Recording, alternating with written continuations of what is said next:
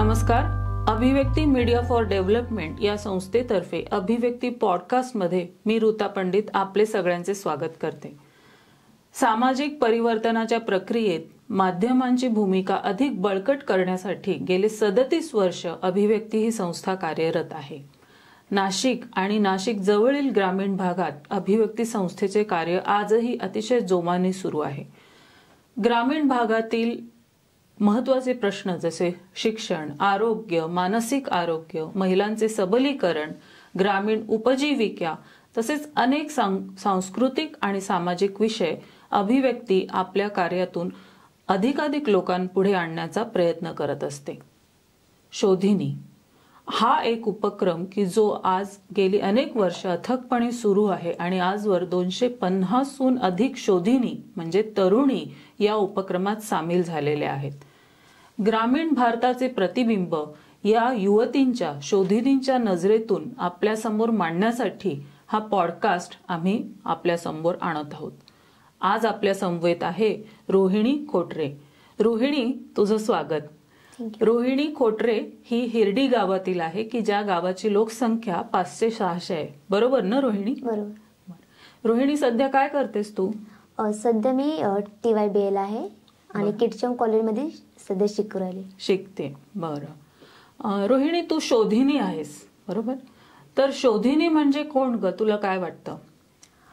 शोधिनी म्हणजे की आपण बघतो की मोठमोठे जे रिसर्च करणारे व्यक्ती असतात की ते स्वतः करू शकतात किंवा त्या वेगवेगळे विषय घेऊन ते रिसर्च करतात, संशोधन करतात. पण शोधिनी म्हणजे हे स्वतःच्या आयुष्यावर, ज्या मुली आहेत ग्रामीण भागामधल्या, तर त्यांच्या स्वतःच्या आयुष्यामध्ये संशोधन करतात. त्यांचे काही प्रॉब्लेम्स आहे हे जाणून घेतात आणि त्याच्यावर कसं मात करायचं हे शोधिनी करत असतात. बरं बरं बरं. पण तू शोधिनी का झालीस, तो जरा प्रवास सांगशील आम्हाला? ठीक आहे.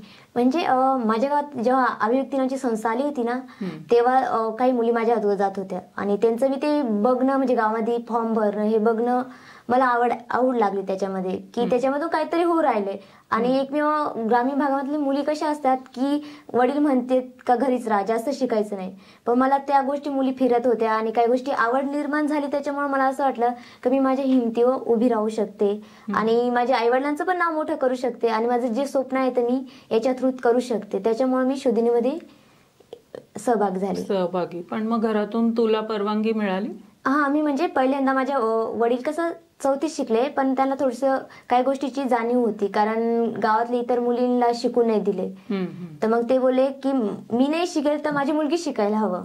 तर मग त्याने केले सपोर्ट. पण शेजारचे होते ते थोडस रोकटोक करत होते, का मुलीला काय एकटी बाहेर पाठवता आणि इतकं शिकून काय होणार, तिथे दुसऱ्याचीच धन आहे ना, असे बोलत होते. पण मग वडील बोलले की ठीक आहे, ते बघू आपण, तुला वाटतं शिकायचं ना, तुझी इच्छा, तर तू शिकू शकते. मी इथे आले. रोहिणी, तू आता गावाकडे राहतेस, बरोबर? आणि तुझ्यासारखी एक संवेदनशील मुलगी आहे माझ्यासमोर, म्हणून मी हा प्रश्न तुला विचारते की ग्रामीण भागातील महिलांचं किंवा तरुणींचं जीवन कसं आहे ग आजही? आजही पण एक खूपच आहे की त्यांचं लवकर लग्न पण करून टाकतात. कारण गावाकडे कसे 10वी-12वी झाली का म्हणतात की मुलगी वयात आली आहे, त्याच्यामुळे त्यांचं लवकर लग्न करून टाकतात. त्याच्यामुळे मग आताची सध्या परिस्थिती तीच आहे का मुलींची इच्छेविरुद्ध लग्न होतात आणि कामाला खूप घरचे काम असल्यामुळे किंवा लहान मुलगा घरामध्ये असेल त्याला सांभाळण्यासाठी कोण नाही राहत ना, त्याच्यामुळे मुलींना घरी त्यांचं शिक्षणाचं पुढं थांबवून देतात. आता सध्या ती परिस्थिती जशीच तशीच चालू आहे. आणि अजून काय असतं, म्हणजे जर तुझ्या आईच्या बाबतीत म्हटलं तर आईला काय अडचणी किंवा कशाचा सामना करावा लागतो? आईला जास्त करून आपण बघतो का गावाकडे पाण्याचे प्रॉब्लेम असतात, तर मग तिला दिवसभर पाणी आणणं किंवा इतर घरामध्ये काही काम असेल ते आवरणं आणि तिचे काही तिला त्रास होत असेल ती नीट नाही सांगत ना आई कोणाजवळ का आपले त्रास काय. सध्या असेच चालू का ती तिच्यावर स्वतःच काही प्रॉब्लेम्स किंवा त्रास होता ते स्वतःच काढून घेतात, न कोणाला सांगतात. म्हणजे आरोग्याचे आणि शिक्षणाची काय परिस्थिती आहे? 10वी-12वी का अधिक जास्ती शिकायला नाहीच काही? नाही, 10वी किंवा 12वी पर्यंत शिकतात, त्याच्या पुढे मग नाही, डायरेक्ट मग लग्न लावून देतात. ते असं बोलतात, कारण ते बोलतातच ना का मुली दुसऱ्याची धन आहे, आपण शिकून किती करणार, आपलं तर काही भलं नाही होणार. डायरेक्ट असं गावाकडले वाक्य म्हणजे बोलतात. ओके. पण हे वाक्य ऐकल्यावर तुला काय वाटतं ग? मला तर खूप चुकीचं वाटतं, कारण आम्ही पण एक माणूसच आहे ना एक प्रकारचे.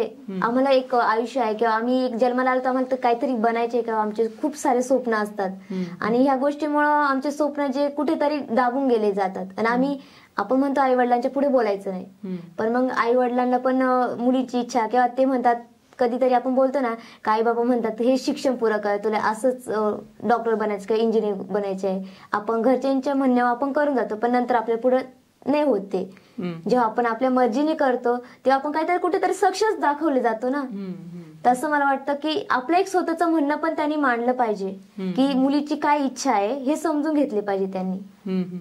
पण मग आता तू स्वतःचे विचार शोधिनी उपक्रमात जॉईन झाल्यापासून मांडू शकतेस, म्हणजे काय फरक काय झाला आणि ह्या शोधिनी उपक्रमात तू जॉईन झाल्यावर काय काय केलंस सांगशील?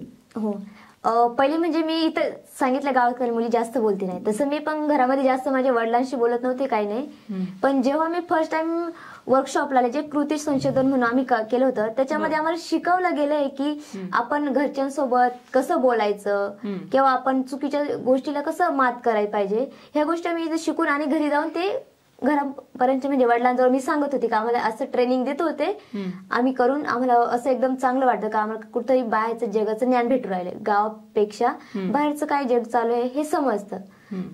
त्याच्या थ्रूत मग आम्ही जास्तच रस वाढला. म्हणजे काय समजलं बाहेरच्या जगाविषयी, काय तुला कळलं असं? वेगवेगळे काय काही योजना चालू राहतात किंवा कुठे अत्याचार होतात मुलींना होते त्यांच्यावर कसं उपाय करायला पाहिजे. आपण घरी बसून तर काही गोष्टी होत नाही, तर बाहेर पडलं तर आपण आपल्या शिक्षणासाठी आपण पुढे काय केलं पाहिजे, किती शिकली पाहिजे, पुढे शिक्षण घेऊन आपण नोकरी कशा पद्धतीने केली पाहिजे. आपल्यामध्ये आपण तर म्हणतो आपली ही गोष्ट आवड आहे कोणत्या तरी एखाद्या गोष्टीसाठी, तर आपण घरी बसून आपण ती आवड पूर्ण करू शकत नाही, बाहेर पडलो तर त्याची जास्त आपल्याला माहिती भेटते. त्यामुळे मग मी बाहेर पडले. आणि कृती संशोधन जे तू म्हंटल ते कसं केलं तुम्ही? आम्ही पहिले ना विषय निवडला, म्हणजे एकमेव परिस्थिती काय गावाकडली मुलींची समस्या काय आहे याच्यातून आम्ही तो समस्या समजून घेतली. त्याच्यानुसार आम्ही आता समज छेडछाड असो किंवा इच्छेविरुद्ध लग्न असो, आरोग्य असो, हे विषय आम्ही जेव्हा आम्ही कृती संशोधन करताना ना हे त्याच्यामधून आम्हाला माहिती त्याच्यामधून त्याच्यातून पॉइंट आम्ही काढले की ही तर खरं मुलींची समस्या आहे याच्यामध्ये, तर आपण मग त्याच्यावर काम करू. मग आम्ही त्याच्यावर काही प्रश्न काढले गेले, ते प्रश्न समजून घेतले आणि त्याच्यानंतर आम्ही मुलींच्या पण गावाकडे जाऊन मुलाखत घेतली, त्यांच्याशी गप्पा मारले, त्यांची काय समस्या आहे. आपण बोलतो मुली तर कोणाजवळ नाही बोलती, पण एक मैत्रीण नाते आम्ही त्यांना असं मैत्रिणी किंवा जवळकी म्हणून त्यांना समजून सांगत होते आणि त्यांना मोकळं वाटलं असं बोलायचं, म्हणजे गप्पाच्या सुरूत आम्ही बोलून तशी ते माहिती डेटा करायचो. आणि त्याच्यानंतर आम्ही इकडे नाशिकला येऊन आमचे त्याचं पण डाटा विश्लेषणचं काही वर्कशॉप होत होते. आम्ही तिथे जाऊन मग मुली बसणे आणि टाळ्याच्या खुणा करून तशी आम्ही टक्केवारी ते काढत होते. म्हणजे ह्याचा आधी तुम्हाला प्रशिक्षण देण्यात आलं सगळं, मग ते प्रशिक्षणादरम्यान काय काय अजून काय शिकायला मिळालं? त्याच्या दरम्यान म्हणजे आम्हाला वेगवेगळे ट्रेनिंग द्यायला गेले, जसं फोटोग्राफर असो किंवा आपण गावामध्ये फिल्म स्क्रीन कसं करले पाहिजे मुलींनी किंवा समस्या आपण गावात ज्या बोलतो आपण खरं ते आपण कशी मांडले पाहिजे. जसे बालसभा असो, ग्रामसभा आहे, इथे मला मुली त्यांच्या स्वतःच्या मत मांडायला बी लागले याच्या थ्रूत. म्हणजे जे आपण वर्कशॉपला आले का आम्हाला कसं डायरेक्ट प्रत्यक्ष काही गोष्टी करून दाखवायला लागले ना आम्हाला, तर मग त्याच्या थ्रू आम्हाला समजलं आपण गावामध्ये जाऊन कसं बोललं पाहिजे इतर मोठे व्यक्ती किंवा सरपंच असेल त्यांना आपली मतं कसं मांडलं पाहिजे, आपले काही समस्या सांगले पाहिजे, त्याच्याकडून कसे करून घेतले पाहिजे, हे पण आम्ही इथे शिकले.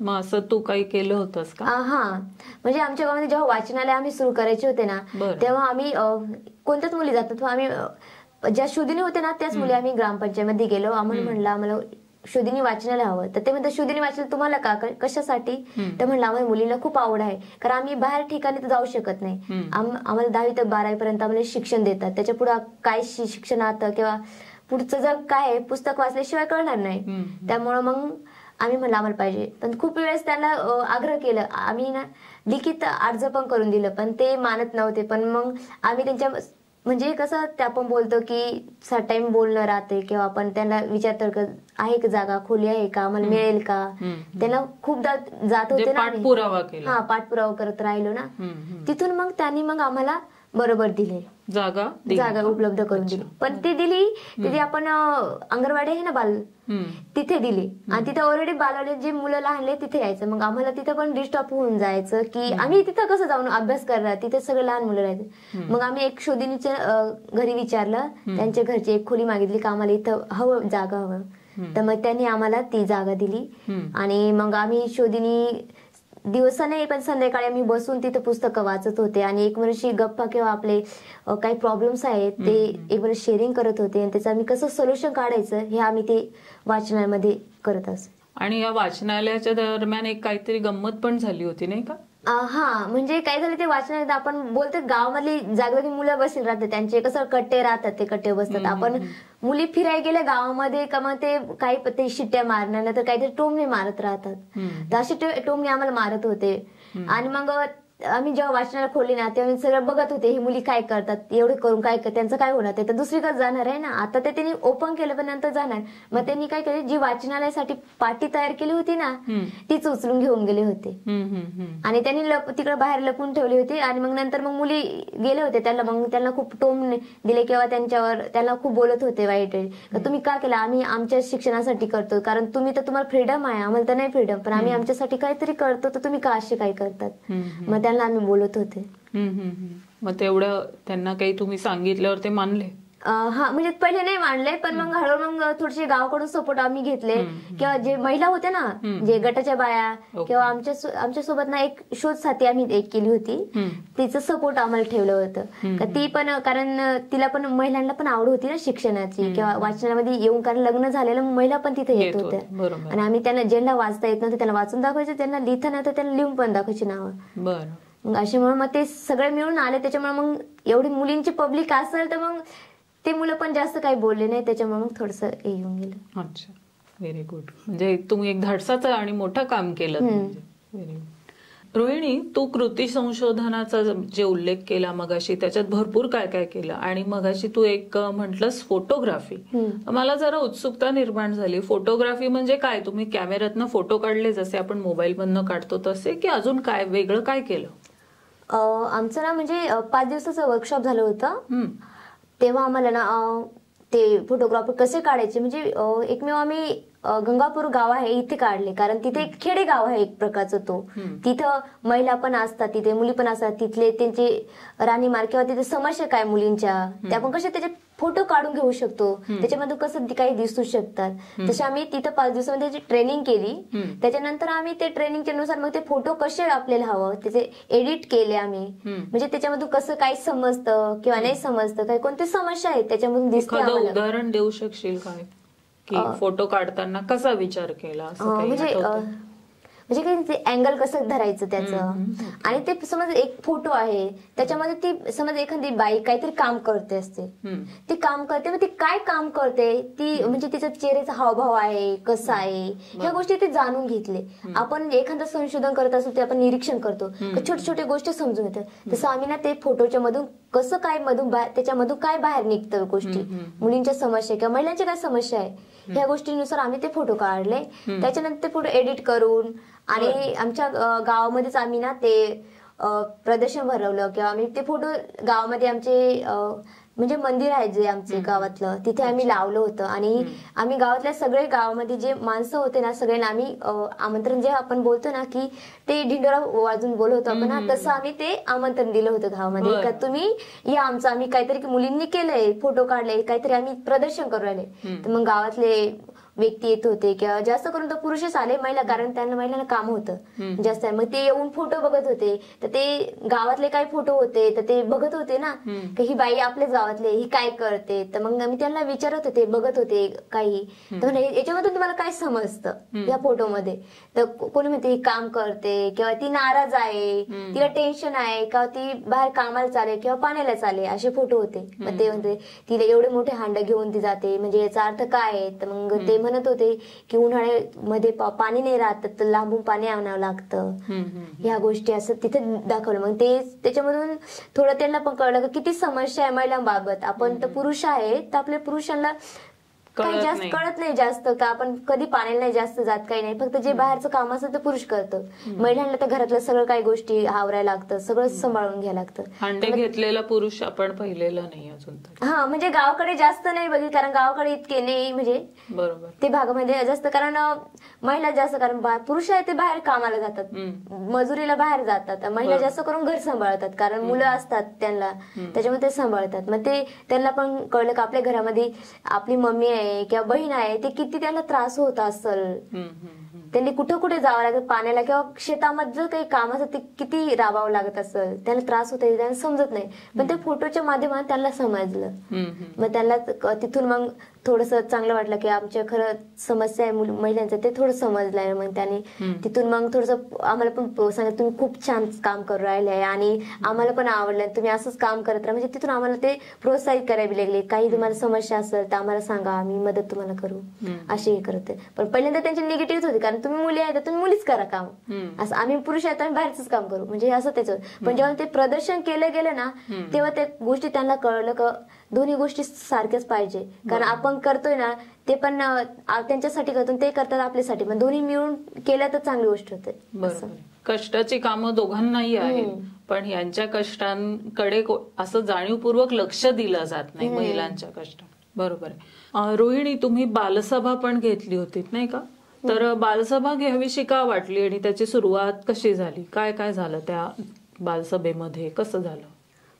पहिल्यांदा आम्ही ज्या मुली होते ना गावातल्या, त्या आम्ही एकांत जमलो आणि आमच्या जे काय समस्या आहे याच्यावर आम्ही पहिली चर्चा केली. आपल्या मुलींच्या काय काय समस्या आहे याच्यावर आम्ही सगळ्यांनी प्रत्येकाचं मत मांडून घेतलं. कोणत्या मुलीला कोणत्या प्रकारची समस्या म्हणजे जाणवते, जसं की प्रॉब्लेम्स आलं का तेव्हा सेंटर पॅड नसतं किंवा ते कापड वापरत, त्याच्यामुळे त्याला त्रास पण होतो. त्यामुळे ना अशा समस्या येऊ राहिल्या, किंवा काही वाचण्याची आवड होती तर ते वाचण्यासाठी घरामध्ये अभ्यासाला जागा नव्हती, कारण काम सगळं कामच चालू राहायचं.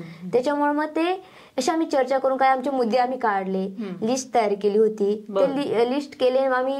ते काय केले, जेव्हा आम्ही मुलींचीच सभा आम्ही घेतली त्याच्यानंतर आम्ही ग्रामपंचायतमध्ये गेले होते आणि तिथं बघणं म्हणजे तिथलं आम्ही समजून घेतलं काय आहे परिस्थिती, किंवा मुली तिथं जात नाही ना मांडायला, तर पहिले समजून घेतलं तिथलं काय आहे आणि आमचे प्रश्न पण आम्ही एकमेव ठामपणे केले की आमचं समस्या कोणत्या पद्धतीने हे करून नंतर आम्ही ग्रामसभेमध्ये आमचे मत मांडलं की आम्हाला अशा अशा प्रॉब्लेम आहे, आम्हाला हे समस्या आहे, यासाठी तुम्ही आम्हाला मदत करा आपले. कारण गावामध्ये बोलता का मुलीसाठी बालसभा आहे म्हणजे त्यांच्यासाठी काहीतरी योजना तर आलीच असेल ना, तर मग हे आम्ही योजनाची थोडीशी माहिती काढली होती अगोदर. सगळी माहिती म्हणजे इंटरनेट सगळ्या काही गोष्टी होत्या, त्याच्यामुळे आम्ही ती माहिती काढून घेतली का आपण बालसभेमध्ये आम्ही करतो काहीतरी एक आहे त्यांच्यासाठी, पण काहीतरी त्यांच्यासाठी पण सरकारने करून ठेवल्या काही योजना वेगळ्या. तसे आम्ही ते मग तिथं आम्ही ग्रामसभेमध्ये ती गोष्टी मांडली आणि त्यांना सांगितली का आम्हाला हे पाहिजे. आणि मग ग्रामपंचायतमध्ये जाऊन ती आमची जी लिखित होती आम्ही ती, त्याच्यानंतर आम्ही जी वाचनासाठी जागा हवी ना, तेव्हा आम्हाला त्यांनी सांगितलं की तुम्ही 100 मुलींची तुम्ही नावं किंवा त्यांची सिग्नेचर घेऊन या.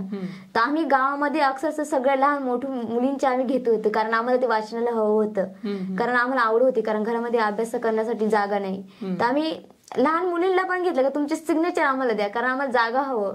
अशा करून त्यांना तसे करून ते आम्ही त्यांच्याकडून जागा मुली मिळवल्या, मिळवून घेतले आणि त्यांच्याकडून वाचनासाठी जागा पण उपलब्ध करून घेतली आणि सेंटर पॅड साठी त्यांच्याकडून हे केली. आणि त्याची विल्हेवाट करण्यासाठी जे मशीन हवं ना त्याची पण आम्ही मागणी केली होती, कारण आमच्या लिस्टमध्ये आम्ही सगळेच मुद्दे टाकले होते का आम्हाला हे पाहिजे, तुम्ही आम्हाला हे इतक्या टायमापर्यंत आम्हाला द्या, कारण आम्हाला ती गरज आहे काळाची आमची सध्या. मग त्याच्यानुसार त्यांनी आम्हाला ती सुविधा त्याची उपलब्ध करून दिली. जेव्हा तुम्ही तुमचं मत मांडलं तेव्हा प्रतिसाद कसा होता, किंवा लेखी दिलं तेव्हा प्रतिसाद कसा आला ग्रामसभेत? पहिल्यांदा तर आपण म्हणतोय का सरपंच म्हणजे महिला पाहिजे होती, तेव्हा आमच्या महिला नव्हती सरपंच आणि पुरुष होता सरपंच. त्याला कसे आम्ही बोलून तो प्रतिसाद इतक्या पद्धतीने आम्हाला भेटले नाही. पण मग नंतर निवडणूक आली होती ना, त्यावेळेस मग सरपंच एक आमच्या गावातूनच म्हणजे ती माझ्या घरातली एक वहिनी लागत होती, म्हणजे भावाची बायको. मग तिला आम्ही आमची समस्या मांडली होती की आम्हाला असं असं पाहिजे. मग त्यांनी ते पुढाकार घेऊन आमच्या जे समस्या आहे ते आम्हाला जे पाहिजे काही ते आम्हाला उपलब्ध करून दिले होते त्यांनी. छान. मग आज ते सुरू आहे आजही सगळं? आजही सुरू आहे, ते चालू राहतं. म्हणजे ते आता सध्या ना आपले बालवाडीमध्ये जी आशा वर्कर ते आहेत ना त्यांच्याकडे आहे, ते सांभाळतात. अच्छा. अरे वा, छान. रोहिणी, आता पुढे तुझं काय प्लॅन्स आहेत? काय करायचंय तुला? तू सध्या TYBA KTHM नाशिकच्या करतेस तिथून, तर पुढे काय तुझा विचार आहे? काय करायचंय? म्हणजे मी स्टार्टिंगला तुम्ही म्हणला का आपण MA कम्प्लीट करू, पण MA करून 2 वर्ष असंच वाया जाणार आणि MSW मला वाटत होतं का MSW करून मला तुरंत जॉबला लागणार. का बरं MSW का करायचं? कारण मला म्हणजे पहिल्यापासून असं सोशल वर्क मध्ये काम करायला आवडायचं आणि त्याच्यामुळे वेगवेगळ्या समस्या हे जाणून घ्यायला मला पहिल्यापासून. जिथून शोधिनीमध्ये आले ना स्टार्टिंगला, म्हणजे 2018 मध्ये जॉईन झाले मी, तिथून माझी जास्त आवड निर्माण झाली माझ्यामध्ये आणि मग तिथून मला MSW करून काहीतरी एखाद्या संस्थामध्ये किंवा कोणाची काही मुलींची समस्या याच्यावर स्वतःच एक संस्था पण ओपन करू शकते किंवा पण एक ठिकाणी जॉब करून मुलींसाठी काहीतरी करले पाहिजे असं माझा विचार आहे. तुला म्हणजे तुला घरच्यांचा सपोर्ट आहे? कसं आहे त्याच्यासाठी काय करतेस? म्हणजे पहिल्यांदा मी वाक्य बोलत होते का मुलींना जास्त शिकवून नाही देते आणि पुढचं शिक्षणासाठी तर मग खूप सारे पैसे लागतात पुढचं शिक्षणासाठी. मग मी घरची परिस्थिती जाणून घेतली, कारण घरचे कुठे शेताचंच काम करत, दुसरं बाहेर तर नोकरी काही नव्हते करत. मग समजून घरचे बोलते की तुला कसं होतं, तू बघू शकते तुझ्याने. मग मी प्रयत्न कर, मला शिकायची तर खूप इच्छा आहे आणि मी तर घरी थांबू शकत नाही, कारण एवढं मी शिकून काहीतरी करते कुठ ठिकाणी एखाद शोधीर म्हणून काम केलं, मला काहीतरी समजतं तर मी काय केलं पाहिजे. तर मग विचार करू का मग इथं मी काय केलं, अभिव्यक्तीमध्ये अप्लाय केला की मला शिकायचंय, मला नाशिक सिटीमध्येच यायचंय, मला कॉलेज करायचंय, चांगलं शिक्षण घ्यायचं आहे. पण इकडे कॉलेजला ऍडमिशन घेतलं पण राहण्याची सोय नाही माझ्यासाठी, कारण घरी लांबून येणं अपडाऊन करणं हे परवडणार नाही, कारण पैसे नाही राहणार ना, घरचे इतकं पुरवणार नाही मला. मग इथं शोधिनीसाठी ना, इथं चित्रांगण सोसायटीमध्ये शोधिनीसाठी एक रूम घेतलं, 2 BHK फ्लॅट आहे. त्याच्यामध्ये ज्या शोधिनीला जे नाशिकमध्ये शिक्षण घेतात त्यांच्यासाठी काही सुविधा नाही, तर त्यांनी अभिव्यक्तीच्या थ्रू त्यांनी उपलब्ध करून दिली जागा. आणि तिथे असे की आमच्या शोधिनीकडून कोणत्याच प्रकारचे असे पैसे घेतले नाही, त्यांनीच सगळं हे केलं. फक्त आम्ही एकमेव आम्ही आमचं राहणं किंवा आमचं शिक्षण किंवा आमचा अभ्यास आहे काय ते आम्ही तिथं करत होते. त्याच्यानुसार मग मला अजून वाटलं का मला जागा भेटली तर म्हणजे पुढे शिकायला काही हरकत नाही, म्हणजे घरचे पण बोलणार नाही, कारण त्यांच्याकडून जास्त काही नाही आणि त्याच्यानं घेणार नाही. मग त्यांच्याकडून काही नाही घेतलं तर पुढचं शिक्षणासाठी अजून पैसे कुठून आणायचं. मग मी शोधिनीच्या याच्यात शोधीर म्हणून काम केलं. त्याच्यानंतर मला वाटलं का शोधिनीची इथं जागा आहे, तर त्यांना विचार का आहे तुमच्याकडे जॉब काही. मग त्यांनी मला अप्लाय केलं, तू शोधिनी आहे, तू चांगली काम करते किंवा तू गावामध्ये तुला आवड आहे पण आहे वेगवेगळ्या गोष्टी शिकण्याची. मग त्याच्यामध्ये मग मी शोधीन म्हणून एक फील्ड असिस्टंट म्हणून काम इथं करायला लागली. आणि त्याच्यानंतर जे पैसे यायचे ना, माझी कॉलेज फी किंवा ड्रेस लागायचे किंवा जे नोट्स लागायसाठी पुस्तकं काही घ्यायचे ते घेण्यासाठी मी ते सगळं युज करत होते. म्हणजे स्वतःचं शिक्षण तू स्वकमाईने केलं. कसं वाटलं मग हे करताना? म्हणजे पहिल्यांदा तर म्हणजे असं कधी बाहेर नोकरी काही केली नाही, तर थोडस अवघड जात होतं, कारण एवढं कसं मॅनेज करणं किंवा इथं काही नाही. पण मग असं आता असं वाटतं का खरं मी केले तर चांगले झाले, कारण आता मी न जसं घरी न मागतं स्वतःसाठी जातच करते ना जास्त, आणि मी स्वतः घरी घरच्यांना पण देते. तर मला चांगलं वाटतं का मी स्वतःचंही करते आणि घरच्यांना पण पुरवते. तर मला चांगलं वाटतं का मी चांगली गोष्ट केली आता, की मी माझा स्वतःचा निर्णय घेतलाय गोष्टी. जसं की मला शोधीर म्हणून एक एम्प्लॉय म्हणून काम करायला मिळालं. आणि कारण पहिले कसं ते आमच्या अगोदर जे होते काजल दिदी ते आम्हाला घडवत होते ना, आता मला चान्स भेटलो का मला इतर मुलींना पण घडवायचं. त्याच्यामुळे मी इतर मुलींना कसं घडवायचं प्रयत्न केलं, किंवा त्यांच्यासाठी काय काय पाहिजे, त्यांना कोणत्या प्रकारचे सपोर्ट पाहिजे. जेव्हा त्यांच्यासोबत त्यांच्या गावाकडे फील्डवर जात होते त्यांना त्यांच्याशी गट चर्चा आम्ही घ्यायचो, तुमच्या कोणत्या समस्या आहे तुम्ही आम्हाला सांगा, आपण त्याच्यावर काय उपाय करू शकतो, ह्या गोष्टी करत होते. मग त्याला काही मुलींना तर असं का त्यांना नाशिक सिटीमध्ये कॉलेजला यायचं होतं, पण घरचे बोलत होते की नाही आम्हाला यायचं. मग आम्ही काय करायचो, त्यांच्या घरी जायचो, त्यांच्या वडिलांशी बोलायचो. तसे करून आता काही मुलींना आम्ही नाशिकमध्ये ऍडमिशन करून दिलं मी. आणि त्याच्यानंतर शोधिनी रूम मध्ये पण आता राहतात ते. अरे वा, छान. म्हणजे तुला जे मिळालं ते तू अधिक पुढे अधिक तरुणींपर्यंत पोहोचलंस. खूप छान रोहिणी, तुझ्याशी आज गप्पा मारून मला खूप छान वाटलं. आणि तू ज्या प्रकारे ह्या तुझ्या सगळ्या आजवरच्या वाटचालीबद्दल माझ्याशी बोललीस, आणि आजचा हा आपला कार्यक्रम पुढे हजारो लाखो लोकांपर्यंत जाणार आहे. आणि मला वाटतं तुझ्यासारख्या तरुणींना तुझ्या या अनुभवातनं नक्कीच प्रेरणा मिळेल आणि अधिकाधिक मुली तुझ्यासारख्या फायर ब्रँड होतील. मला आता तुझ्याकडे बघून एकदम तो शब्द आठवला की फायर ब्रँड रोहिणी. आणि तर तुला रोहिणी तुझ्या पुढच्या वाटचालीसाठी खूप खूप शुभेच्छा. आणि असंच तू छान करत राहा आणि पुढेही आपण कधीतरी भेटू आणि पुढच्या तुझ्या वाटचालीविषयी गप्पा मारू. ठीक आहे, थँक्यू. खूप मनापासून धन्यवाद. आत्ताच आपण रोहिणीशी गप्पा मारल्या. रोहिणी हिरडी गावातली एक तरुणी की जिने नाशिकमध्ये कधी येऊन आपण वर्कशॉप करू, आपल्या गावात आपल्या पुढाकाराने वाचनालय सुरू करू आणि त्या वाचनालयाला त्रास देणाऱ्या तिथल्याच काही विघातक मनोवृत्तीच्या लोकांना बाजूला सारून ते कार्य पुढे चालत ठेवू, असा सगळा धाडसी एक प्रवास आपण रोहिणीच्या कडून ऐकला. मला असं वाटतं, जेव्हा चांगले विचार आणि चांगल्या हेतूने केलेली गोष्ट आणि तरुणींच्या समोर जेव्हा त्यांच्या बदलाचा एक मार्ग निर्माण होतो, त्यांना स्वतःचा शोध घेता घेता समाज बदलाकडेही नेण्यास प्रवृत्त करणारी ही शोधिनी, ही चळवळच म्हणावी लागेल. आणि ह्या चळवळीचा भाग असलेल्या ह्या रोहिणीसारख्या शोधिनी अनेक आहेत. यांच्या वाटचाली आपण हळूहळू जाणूनच घेऊ. तोपर्यंत नमस्कार.